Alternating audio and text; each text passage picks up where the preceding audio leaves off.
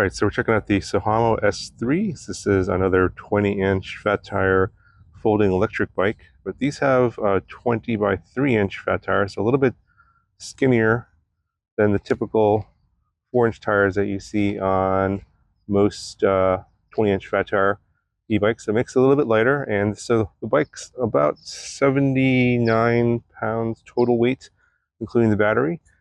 This one comes with it comes with two versions of batteries. This one's a 48 volt 20 amp hour battery, and it also comes with a 15 amp hour version.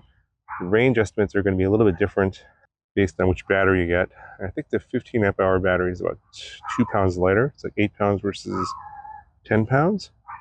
And again, the range estimates are going to be different. The 20 amp hour and pedal assist level 1 will go up to 16 miles.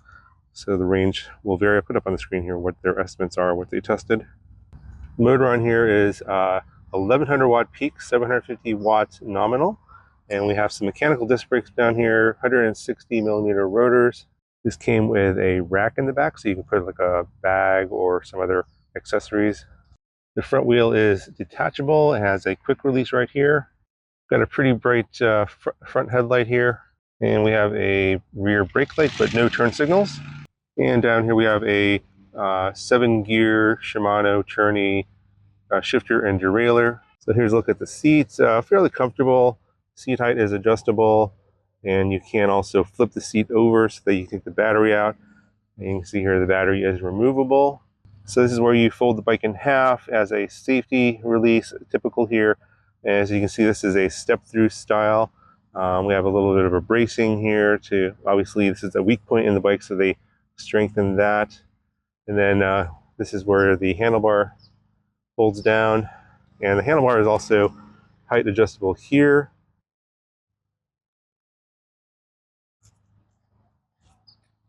Here's a look at the handlebar.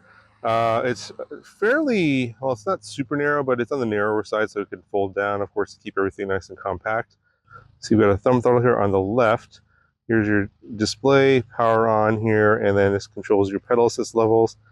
I've discovered that even on pedal assist level 0, the throttle gives you full speed no matter what. And then you have different levels of speed up to, for me, 24 miles per hour on pedal assist level 5.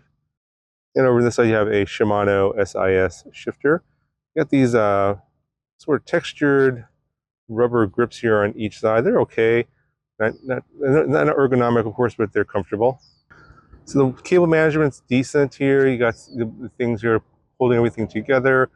And it is a fairly long bundle here that goes down through the bottom of the frame. It's neatly organized.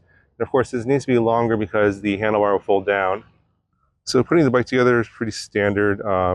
Obviously, it comes about 80–90% assembled. Got to put the handlebar on, then the front wheel.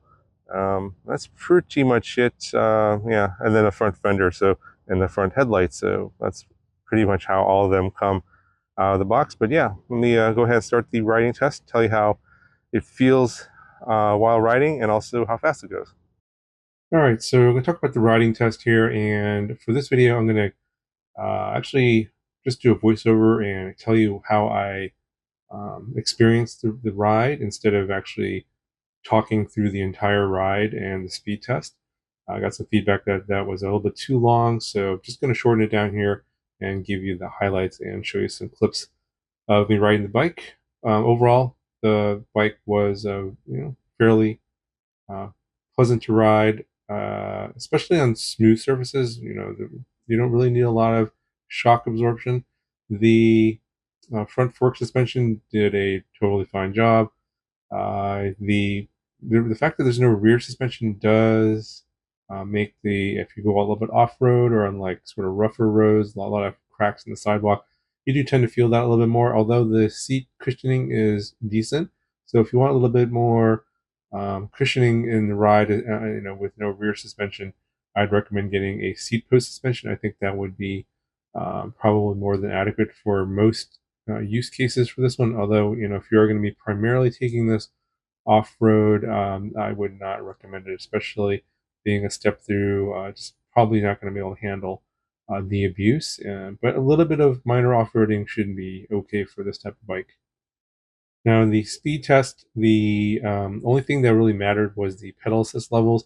It didn't matter what pedal assist level you set for the throttle only test. It just gave you full power, and the max speed ends up being about 24 miles per hour. The bike is advertised as 28 miles per hour, so I'm not sure why I can only get 24. It's possible there's a speed limiter on the controller that I did not see documented anywhere, but that is the max speed that I got. Of course, I am a bit of a heavier rider, over 200 pounds, 6 feet tall, so that could be a factor in the available speed that's on this bike. When you're doing the pedal assist, the top speed on pedal assist level 1 was 7 miles per hour. Level 2 was 9 miles per hour. Level 3 was 14 miles per hour. And then it jumps up on level 4. It goes to 22 miles per hour on level 4. And surprisingly, level 5 was the same, only 22 miles per hour on pedal assist on level 5. So if you want the max speed, then you'll just have to be on throttle only. And of course, this has a cadence sensor, so even when you're at the top gear, at the anything above about 15 miles per hour, you're going to be freewheeling. And so when you're in that 20 mile per hour range on pedal assist, you'll definitely be freewheeling. But that's pretty common on a bike like this. The only complaint I had about the controller on this particular model is that when you're using the throttle, it is a bit jerky coming off the line. It's a sort of a jackrabbit start. So for those of you that have never ridden an e-bike before, just be aware that it gives you all the power right away, and so you might be a little bit surprised if you're not used to that. It is it's a very powerful bike with a 750 watt, 1100 watt peak motor in the back there.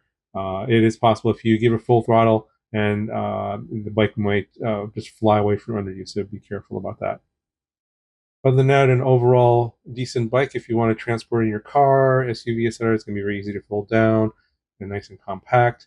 And I would recommend just disconnecting the battery to get a little bit of weight off there, the extra 10 pounds, and then they'll take that down to about 59 pounds. Is should be manageable for most people, and putting it to their trunk.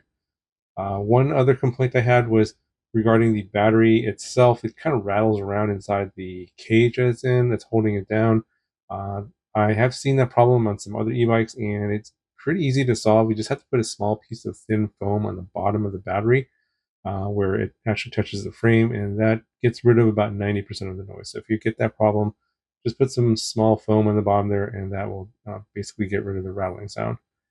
Anyway, it's going to cover for this video. If you enjoyed the video, I would appreciate it if you could hit the thumbs up button on the video. And if you like my videos, please consider subscribing. It really helps out the channel. That'll do it for this video. Talk to you guys in the next one.